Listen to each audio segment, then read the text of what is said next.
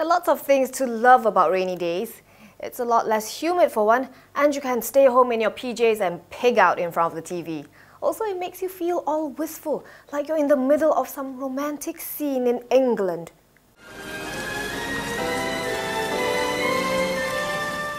But if there's one thing we all don't love about rainy days, it's this. As if KL's traffic isn't bad enough, now we have cars turning into submarines. Except, of course, this is Malaysia, so our submarines can't actually dive. Anyway, that insane episode is well behind us. Or is it? Let's look at AccuWeather's weather forecast for June. And the word thunderstorm appears 23 times. 23 days out of 30. Okay, maybe AccuWeather is a bit on the pessimistic side. Still, it doesn't hurt to be prepared. So here are 5 things you should do so that you and your car don't get screwed when the next flood hits. It's going to sound elementary to some people, but if you're a 90s kid and this is your first car, listen up. First of all, do yourself a favor and buy flash flood insurance.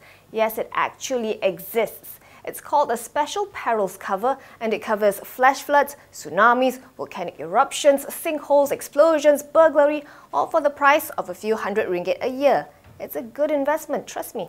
Number 2, don't drive through a huge body of water if you can't see the painted markings on the road. Yes, you're in a hurry to get home from work or class, and the water level doesn't look that high, ma. Well, just remember, 15 centimeters of water can cause your engine to stall, and then you'll be stranded with a damaged car in the middle of a flood. But what if you can't avoid driving through a flood? Well, tip 3. Turn off your air conditioner so that the water doesn't damage the fan in your engine compartment or cause electrical bits to short circuit.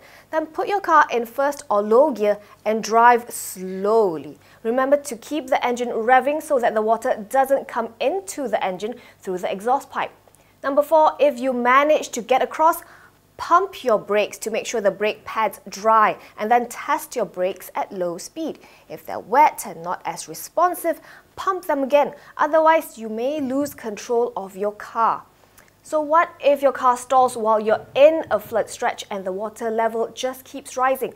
Well, don't panic and abandon ship. Do not restart your car. It can destroy your engine. Just get out. If you can wind down your window or open your door, that's great. But what if the water level is too high and you can't open the windows or the doors because of the pressure?